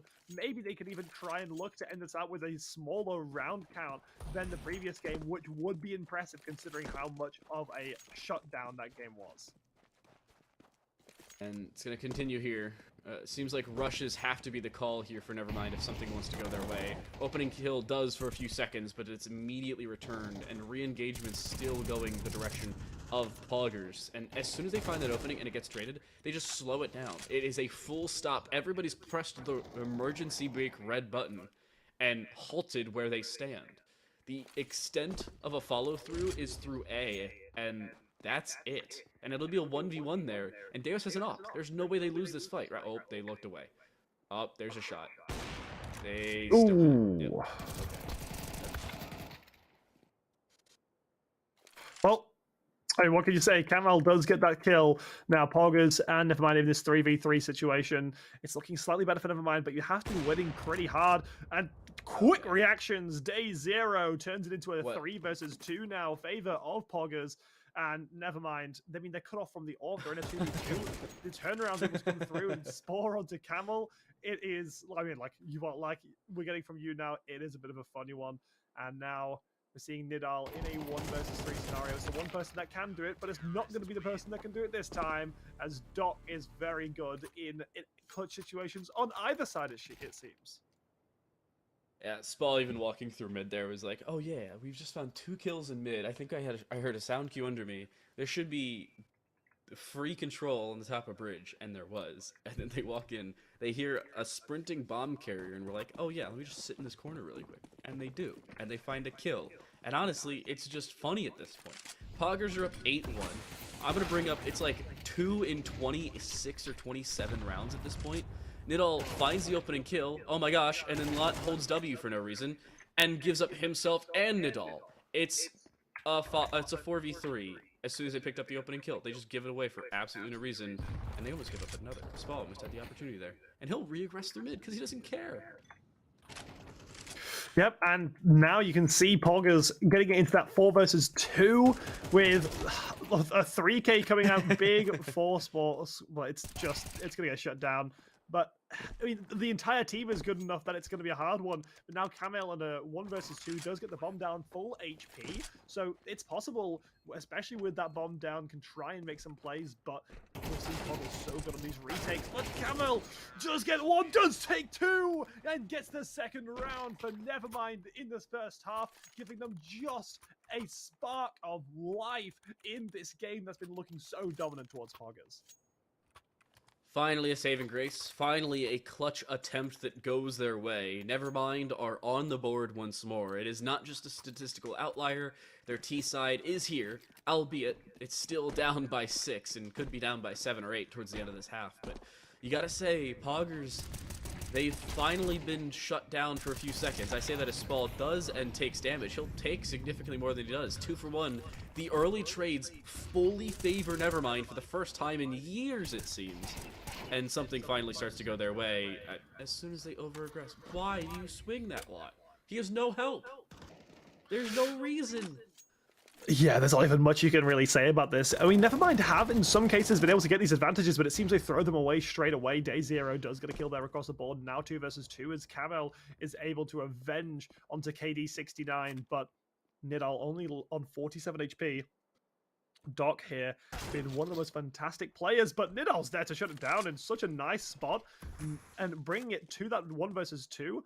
Day 0, 4 HP and a dream in this, as Nevermind are actually starting to show some signs of life, some signs of a comeback. They're going to have to do still so much more. This is such an insurmountable amount of rounds to be behind. And not only that, this is game number 2. They lost game number 1. So they've not only got to come back from an 8-2 deficit, but on top of that, they've also got to then win the next game too. So this is, yes, a couple really good rounds for Nevermind, but these rounds should have been happening ages ago because it's almost looking too much to pull off for Nevermind so far.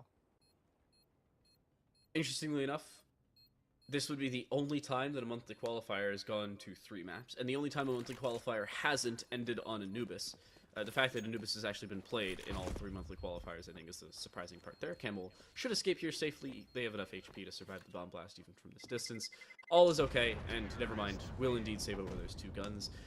8-4 is a more than possible half, and actually at the end of the day, it wouldn't be a terrible half for them. Their CT side, like we've said before, needs some work, but is certainly capable. And it was perfectly fine back in the Invitational Qualifier, but then again, so was their Ancient, and that wasn't the case here. Yeah, and you know, we're actually seeing, I mean, we just sort of had a quick, speedy look at the scoreboard, and yeah, you could just see from the like kills wise even that Nevermind just have a few players that are fantastic, and then that's about it. Doc getting an opening kill onto LDT. They are on Deagles this round, so it's maybe not going to be as good as you would have hoped. As look at Fessa going for the most aggressive Deagle play so far. Goes and secures that AK, and Fessa with an AK in these aggressive positions is dangerous. Fessa has been able to show up so big so far in these positions, and looking for that lurk around could be enough, but pulls out the nade. No Love gets the kill into Fessa with the awful timing, and now Nevermind in a 4v4 situation. POGGERZ were almost looking like they were going to take full control of that, but Fessa with the blunder does mean that Nevermind have a bit more of a chance in this round. The question is, what are Nevermind doing? They've done a whole lot of nothing with that opening retrieve, and more importantly, it looks like they're trying to split A, but they have no A main control. They're walking through, and KD69 sends No Love to an early grave. A flank coming through is denied by Doc, but there's the re-engagement. 1, make it 2. Deo with a 2-piece, and a 1v3 as it stands. ZZZ, better known as Simple from our first game, now needs to clutch, is sitting in mid, but is sprinting to B, and is certainly heard here from KD. This will be a very long flank, but one that'll prove fruitful. There's no way they win this, right? I mean, they definitely have that chance, but at the same time, you've got to get that bomb down. It's only 20 seconds left. You have so much pressure, and Day Zero with the 3K does close it out. 9-3 from this first half in game number 2 on Anubis. POGGERZ in a substantial lead right now, and only a few more rounds until they can be crowned the victors and go into the next half. So Nevermind really have to pull something out of the bag here to have any chance of going into these qualifiers and maybe just potentially being the winners of the grand finals. 9-3 to start in both games. Back on Ancient, it was 9-3 in the first half, again on the CT side in favor of POGGERZ, and their T side just about as clean. They won 4 of 5 rounds and took the game in fair storm. Here, it is a rush once more. We saw this the last time they pulled a pistol round, and it was equally as successful. Already 2 kills picked up. They're looking for a third. Nidal does retrieve 1. They should still be a bomb plant, and it is, and a post plant. 1 bullet left for KD. Of course he hits it, because why not at this point? 1v3, and the walk from Doc. You have to stop moving for the USP to be functional, but that was your team. For some reason, I thought it was the CT. I mean, maybe he did too as well, but there we go. POGGERZ getting that round 1, and now it's looking rough because we're looking towards these bonus rounds. And I mean, POGGERZ, they only need they literally 3 more wins, and that's it. The entire series will be over, and Nevermind, unless they're able to score another point, would literally only have 6 rounds to their name across the whole best of 3, which would be a very, very, very rough start. So we're going to have to at least hope that we can see Nevermind try and put some effort into these last few rounds and get something out of it. But the P90 rush with Day Zero gets 1, Fessa gets a 2nd, but Kamal's there to shut it down. Luckily, Lot does get 1 tap by KD69. They're watching where Camel's going to come from, and they do just get it there. Now it's a 3 versus 1. POGGERZ have the guns. Nevermind have been put in a poor spot, and No Love isn't going to be able to clutch it up. 3-11. POGGERZ running away with it. I think we've just about seen the end of this game. If you too want to play like Poggers, you need just 2 keybinds. Bind fire to mouse 1, and bind forward to W. Those are really the only 2 keybinds they've been using. W and mouse 1, it seems. And a W key is all they need on the T side to take things. Even with a couple deagle shots raining through, it didn't really matter at the end of the day. I wouldn't hate if Poggers just held W in every round and tried to 4-0 the second half with only rushes with AKs.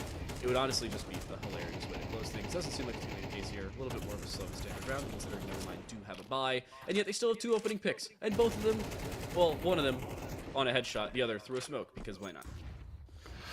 Yeah, you know what? Nevermind keeps showing these slightly more promising plays like this. You can see like the occasional deagle headshots to try and close up. We get comms now as well. But either way, I think with the signs of life that Nevermind show, they do have potential, but it just feels like Poggers are across the board so much more consistent with their plays, and therefore they're able to just win so many more of these rounds, because even though Nevermind have some random great plays, it's then followed by these either subpar or average plays that Poggers are outclassing at almost every corner. So we're going to have to see a little bit more, but we are now, Nevermind in this 2 versus 3, not so ideal for them. Bomb's gone down, and now they're going to have to run across the map to try and do something. We're just going to have to see a lot here. What? Maybe they have the time. Spray down, missed opportunity. There we go. Katie will finish it, and Deo wins their own fight over towards mid. A little dangerous. Was a little hesitant to say that's an easy round, but already 3 picked up for Poggers. This may be the quickest 2-0 we've had on our Arena Esports Monthly Finals thus far. And never mind, it is, again, 9 consecutive rounds required. Nidhall is the closest one to being anywhere near positive. He's 11 and 14. Every single player on Nevermind has died in every single round other than 1. They all have 14 deaths in 15 rounds. Yeah, and oh, no. you can even see the rounds are just crazy. Yeah, it is Jova. Fessa and Doc just seem to be some of the biggest players in this game, and even the last game as well, as they're able to just run through and get stuff done. Fessa a bit over-aggressive running into the molly there to try and get one more kill, but at this point, you really just have to think, is anything even going to come out of this? It's a 3 versus 4. The bomb's gone down so early. Simple there does get 1. Almost turns it into 2, but Spore's there to shut it down. Now getting the advantage once again. Bomb still down, time's ticking. Spore gets another, and players are even leaving the game. They're already saying it's completely over. It looks like they've already completely given up because the bomb's going to go off and Poggers are going to take this. He's saving the KD in the final round of the game. And that about sums this one up. He'll go spinning through mid. Deagle, will it close it? Never so cleanly, but it'll be the game anyway. Camel will be the only one to not have 15 deaths as we look at the scoreboard maybe later on. And the most anticlimactic, hyped-up game for Nevermind. Poggers will take it. An invitational qualifying team has still yet to win a monthly final here in CS2 specifically, and Poggers are your 3rd team headed to the Arena Esports playoffs. You know what? I'm happy. They got the name for it. Poggers, fantastic name and fantastic gameplay as well, as we saw some of the best CS I think I've seen, especially at this tier. And this is obviously the final score, 2-0. Very, very clean. 6 rounds for Nevermind across both games that were played. A very dominant 2-0 nonetheless from Poggers. And honestly, I'm excited to see what they can do more in Arena Esports. I'm excited to see if we can maybe spot out some of these, I guess, more exciting plays from Poggers, because they did, even though I was talking about them being consistently good, they did have some exciting plays. Fessa, especially across the board, was one of the best players I've seen in Arena Esports in comparison to the other players that he's with. You know, even across other games, we just don't see this level of dominance, and CS is definitely the game where we can see it. The entire best of 3, from the start of the pistol round back on Ancient, even including the technical pause, to just about right now, an hour and 5 minutes. 13-4 and 13-3. If that doesn't sum up what is a clean and obvious victory, I don't know what will at the end of the day. This stream will last less than 2 full hours in a best of 3, and we have a 30-minute timer to open it up. That's how good Poggers was. And I'm going to say the classic line from Shaq, "I'm sorry I wasn't familiar with your game." Because Nevermind looked great in the invitational qualifier, but apparently we need to start streaming open qualifiers because they're the teams that start winning them all the time. Yeah, I mean, clearly, because I mean, I don't know. They're just all over them, and I think especially with open qualifiers, you get a lot of practice in rather than that sort of like invited side of things. So, I mean, hey, it's worked out, and the skills clearly there. Maybe Arena Esports have some new champions to crown at the end of this tournament, but make sure we are thanking as well our Etisalat powered by and strategic partner and broadcasting partner being AD Gaming and Playtonia, respectively. That was a pretty thrilling. Best of I want to say best of 3, but really speedy 2 hours. We're going to see some of the highlights from that second game here. This was very early on, round 2, where we saw Day Zero just pick up a nice little 3K, almost 4, and you could just see almost all of these highlights are from POGGERZ. We're seeing almost no Nevermind highlights here. Nevermind picked up 3 rounds, and I don't think we'll have any more than maybe 5 kills from them throughout most of this game. There we go. Maybe a few more than that. Oh, there we go. There's 2. Picked up 1. Make it 3! Oh my gosh. When we're starting to count how many kills they picked up in the highlight package, that's when we start to get concerned. It's a really anticlimactic way to close out our 3rd monthly qualifier as well, because I was really hyped for this game. POGGERZ was a team coming out of Open. They were a team that were the unknown, and then it was obviously Nevermind coming out of Invitational saying, oh yeah, they looked great. They had a very close game, but they were dominant at the end of things. They just didn't look like the same team at the end of the day. And that was I'm not going to say upsetting part, but I'm going to say kind of disappointing part of this, where it could have been, it would have been, it probably should have been, but it wasn't. They picked up 7 rounds in 2 maps. I mean, hey, maybe it's not the end. A game of Rainbow Six.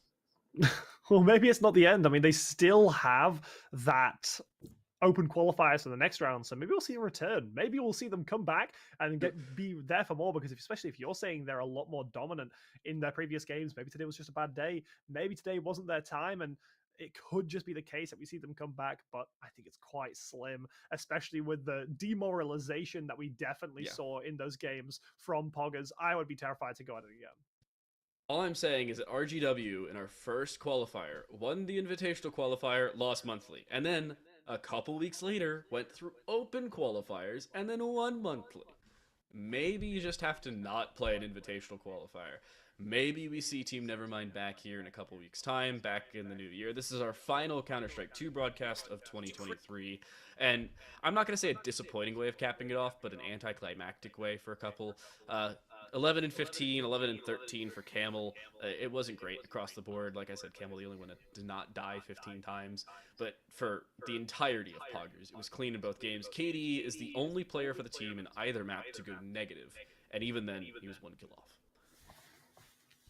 Yeah, and look at that. Dayzeros, 22 and 4. That is... Oh, that is something else. Like, that is... Wow. Well, that is not something you see every day. You could almost turn around and say, like, oh, well, they could have gone for that 30 bomb, but there's just no time to go for that 30 bomb because they're winning the game too fast. 13 and 3. Yeah. Like, how do you even get 30 kills in that? Yeah, even when finding 22 kills in 16 rounds, a 5.5 KD, and we're saying, they should have gotten 30. End of the day, here's our overall scoreboard. 2 separate players at 36 kills. Spa and Deus, or Spawns, as they're officially noted. Both of them with well above a 2.0 KD by a very narrow margin, albeit, but Fesser went 30 and 21, and they looked even better. There's your 30 bomb. As soon as they started playing more than, 16, 17 rounds in a game, magically they can drop those kill totals. Yeah, and like, you're right. That's. I mean, you're absolutely right. Like, it does just take more rounds, and they would have gone there. But I think looking at the scoreboard, I'm actually quite surprised. I would have expected to see Fesser a little bit higher up and Doc, and I do feel like Fesser and Doc actually got, in my opinion, the slightly more relative kills, like the kills that actually meant quite a lot more in impact these games. Frags. Yeah, impact frags, exactly. That's the word I was looking for. The impactful kills, because especially Doc, you saw in that first game in Ancient, Doc getting those really nice clutches up, and almost every kill mattered, especially in those early rounds. So maybe the scoreboard isn't the best way of seeing it, but you do get to see the idea of how much dominance was in that just from the scoreboards alone, because that was dominant above all else. One thing that is noted in 2 other esports that I work, Rainbow Six and Call of Duty, is we call it COST, or KOST. It is kills, objectives, survival, and trade. A trade frag, that's one thing that isn't tracked in Counter-Strike. And then in Call of Duty, they just go with untraded kills, which is if you find a kill and somebody doesn't kill you, it is an untraded kill. That is my favorite statistic in all of esports because it shows how individualistic some of these players can be. I casted a game last night where somebody found 24 kills and 19 of them were untraded, and they were the single most impactful player on the team. I feel like that's a similar scenario here with Doc and Fesser, where it seemed like they had so much more impact because they were untraded. Yeah, sometimes you found multi-frags on other players, but not all the time were they as nearly as impactful, especially with some of those eco-frags I brought up back in game number 1. It was a clean game regardless. That's the sum up of today. It was 13-3, 13-4. The overall round differential was 26-7. That is a 19 round diff in 2 games, and it didn't even seem that close. Yeah, I mean, you're absolutely right. Like, it really, yeah, it was. I don't know. It's a tough game. It's a tough game, isn't it? Right. But I mean, either way, we've got the prize pool coming up here. This is what POGGERZ could be looking at after that good of a game. I don't know. After seeing such a dominant game, I feel like POGGERZ definitely have a good chance of having a fair share of that. Now you can see them added to that playoffs graphic, and we've got one more monthly qualifiers, and then after that, it's the playoffs. That's where things are going to get really interesting, because that's where we're going to be seeing some of these teams really playing for that big money increase.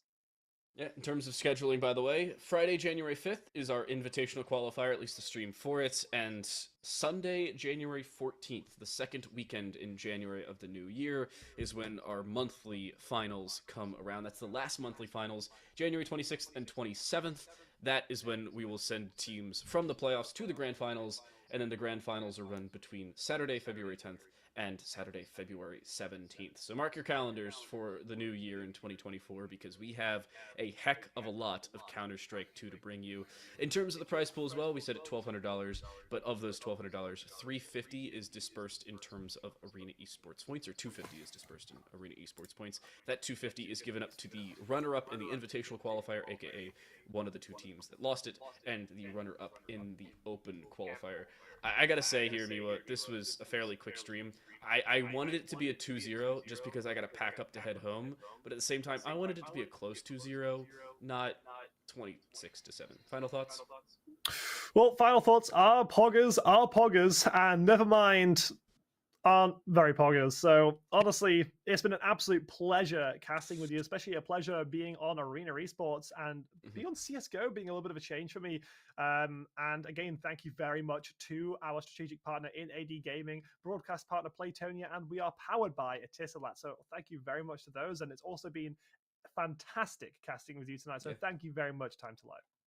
It's been a blast. It has been an absolute blast here in 2023 with Arena Esports. We've gotten 3 full series of invitational and monthly qualifiers done. Counter-Strike 2, as I said, is done in 2023, but the rest of our broadcasts here in the Arena Esports scene are still going. Notably enough, at least I still have PUBG Mobile to come in a couple weekends' time, so keep an eye out for all the rest of the games, from MLBB to Free Fire, more importantly to PUBG Mobile, and we have Dota 2 tomorrow. Tune in for every single one of the Arena Esports broadcasts, and we'll see you here with CS2 in the new year.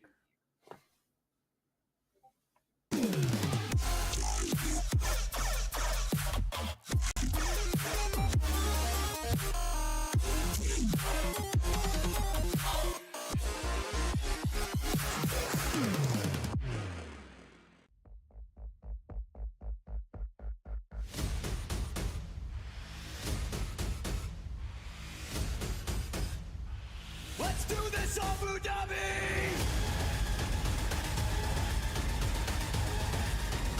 I could be the one you talk to when you're feeling down. I could be the one you run to when the moon hits the ground. I can say what I'm feeling, but the words just don't come out. If you ever feel lonely, girl, just know I'll come around. 'Cause I've traveled so far just to get to where you are. And I know that you're broken, but that makes you who you are. So pick up the pieces and show me you mean it tonight. I know what you're feeling, I see that look in your eyes. So pick up the pieces and show me you mean it tonight.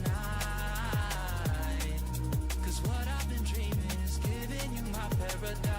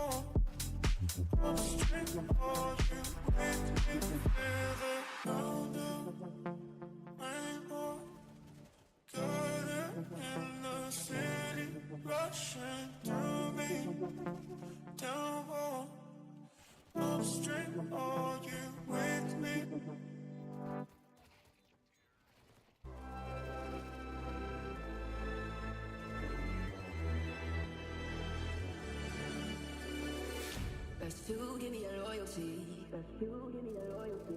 Cause I'm taking the world, you'll see. Cause I'm taking the world, you'll see. They'll be calling me, calling me. They'll be calling me, calling me. They'll be calling me royalty.